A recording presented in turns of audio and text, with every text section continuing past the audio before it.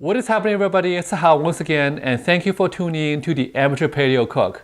Now, it is currently around breakfast time, and I'm in some great mood for paleo almond butter bread. It will taste delicious, so let's get going. All right, so for this recipe, first is we have 2 bananas. Then we have some all-natural smooth almond butter. You can use crunchy if you like, but I just find that the smooth texture of this goes better in this recipe. And we'll have half a cup of this almond butter. Then we have some agave nectar. All right. Now this is the same ingredient that is used in tequila. Therefore, some people consider tequila to be paleo. We have a 1/4 cup of this agave nectar. It is sweeter than sugar, so you don't need a lot of it, and this will go in place of the sugar, which is not paleo.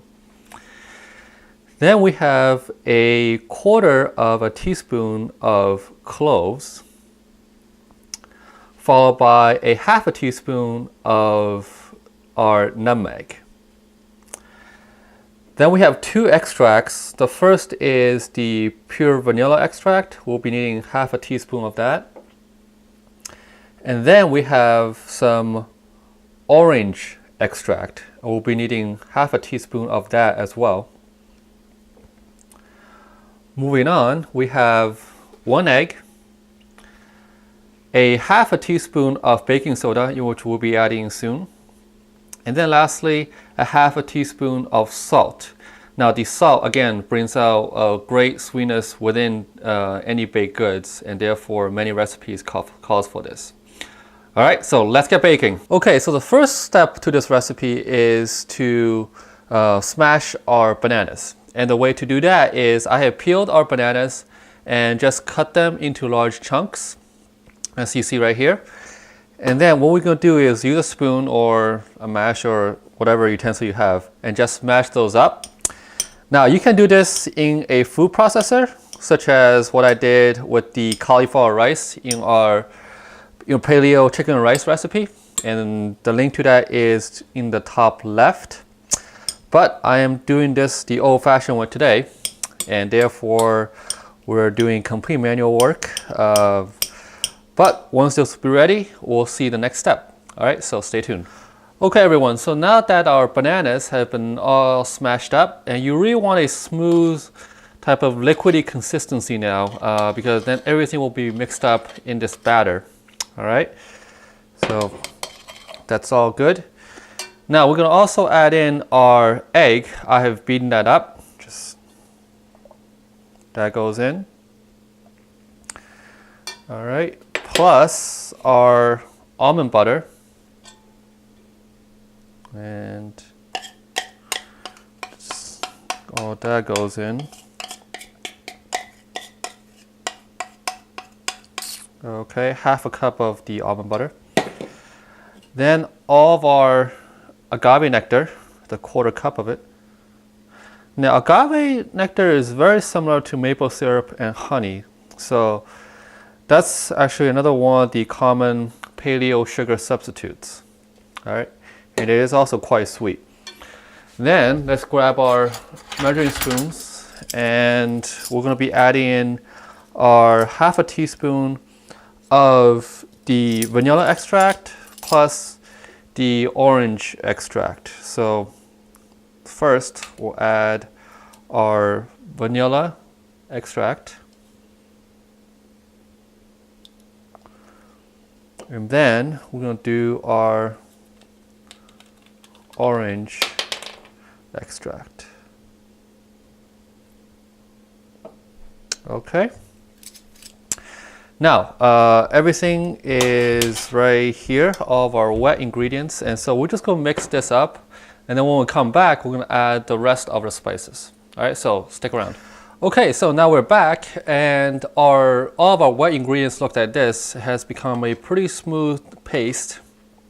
All right, and that's exactly what we want. Now, next step is to add the rest of our dry ingredients, or mostly our spices, starting with a 1/4 of a teaspoon of our cloves. Okay, so that goes in.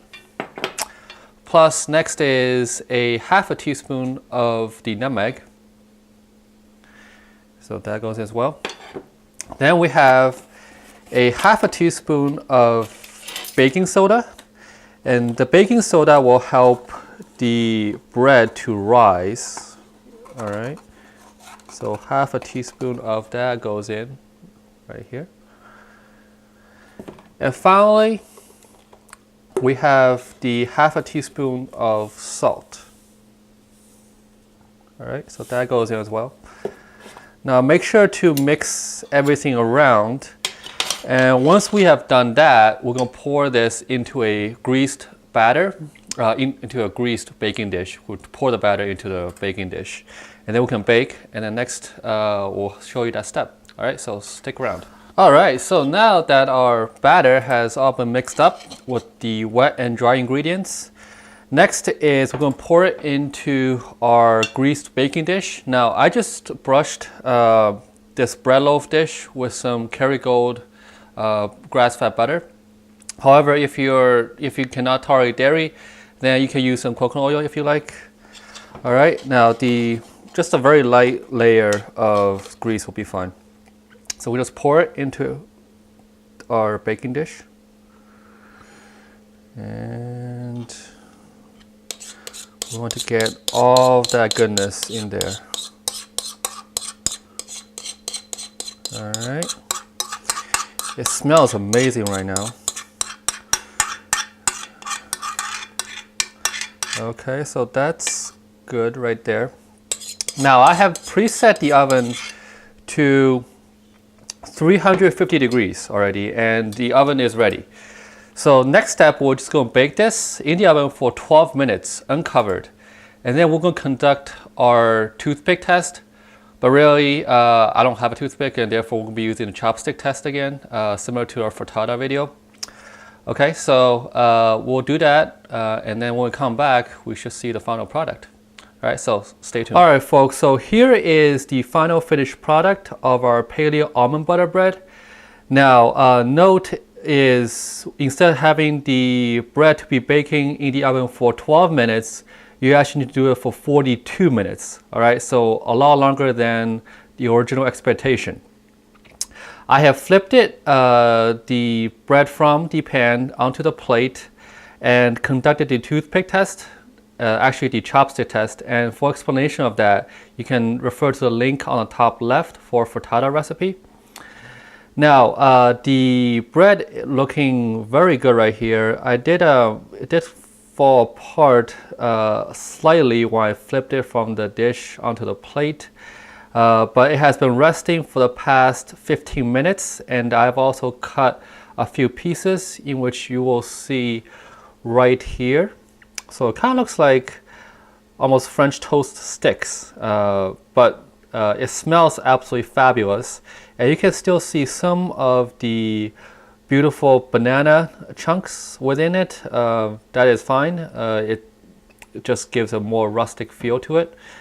So next is, of course, our most exciting part of the day, tasting. So let's do it. Okay, everybody, so here is, again, the most exciting part of the day, which is our tasting of the Paleo almond butter bread. All right, so let's do it.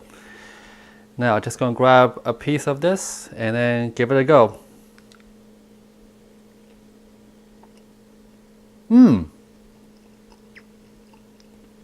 Wow.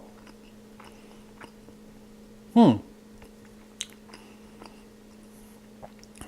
boy. This is great.